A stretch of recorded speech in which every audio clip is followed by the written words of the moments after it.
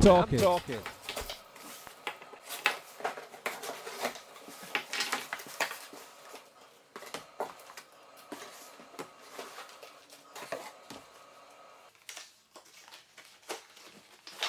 Now, I've been thinking for some time to get myself a wireless microphone, and the main reason is because I use an SLR camera. The problem is that in a studio setting, I use this with a power supply, so I don't have to keep changing and charging the battery for it. But the issue I have with that is when I plug in a microphone with a long wire on it, I get interference and I get buzz on the line. So I wanted to try a wireless mic and see if that would solve that problem. And I actually found out that it did.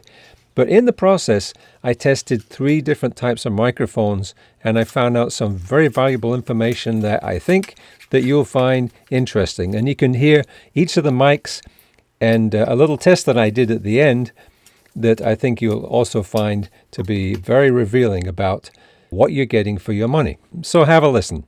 So the first microphone that I wanted to test was this Balila. And the reason I wanted to test it is because it seems a little bit different from the other units in that this has this antenna thing, and this is also a UHF transmitter and receiver.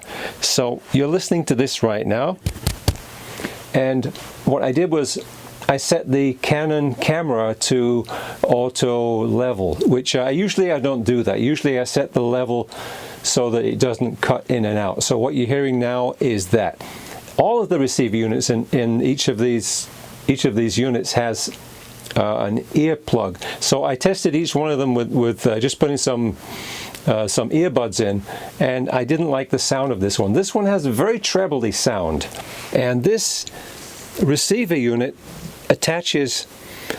It's actually a clip. Now you push on the clip like that, and it comes off, and that is connected into the microphone jack on the camera. The one I'm using right now is the Maono, and right now I'm talking, I've got this attached to my shirt, and I'm going to put this microphone in, and we're going to see the difference there. So if I move around, what I've noticed that somebody else pointed out on another review is that if you touch this, and you get a lot of noise. So I'm not going to unwrap this whole thing. What I'll do here is I'm going to unclip this, and you probably hear a lot of noise from the case. And I'm going to put this. There's only one place where you can put this. I'm going to plug this into the microphone place right there, and I'm going to put this right where the other microphone was, where I'm putting all the microphones, which is right there. Let's see. This is how it looks. This has a cute cable like that, and it's got 2 of those. One is labeled for camera, one is labeled for, the other one is for phones. Okay, now I'm using the Movo. It's plugged in here. One thing to note is that when I was trying to put the clip on, it comes with 2 clips in the packet, and you have to attach the clip to the microphone. Well, the microphone was actually coming apart, so I just put it back together. Hopefully it's working right now. One thing that is different about this is the way it's attached to the camera. It's got one of those, they call it a cold shoe. All right, so I'm just walking over now to the camera. All right, so we're taking the video now, and same thing. So here's the shoe thing, and the same thing, it goes into the side of the camera. One more thing that I didn't mention about this was that the Movo unit actually takes 2 AAA batteries in both the transmitter and the receiver. So that can be a plus or it can be a minus. You know, if you like to save money on batteries, then you can recharge the other ones, whereas these you're going to have to change the batteries every, I don't know if it's 7 hours or something like that. But the other advantage is that if you forget to charge your batteries, then you can just pop in some regular batteries, and you'll be up and running with this one. I like the sound of this one the best so far. But I'm going to try something else in a moment that you might find interesting.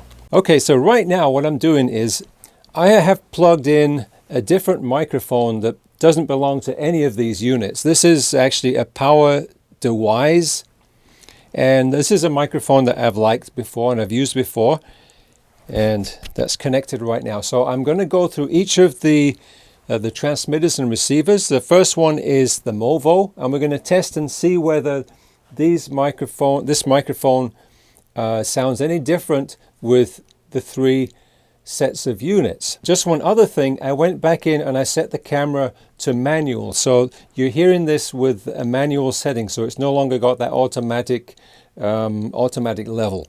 All right, so now this is the Maono, same microphone. It's the power DeWise, and I did adjust the volume slightly. I adjusted the manual volume so that I was getting the best signal for this microphone using this receiver. Finally, we're looking at the Balila. So now this is the only UHF one. This is the one that I like the least, but let's see how it is with the power DeWise. Okay, so my conclusion to all of this testing is, I'll tell you in a minute.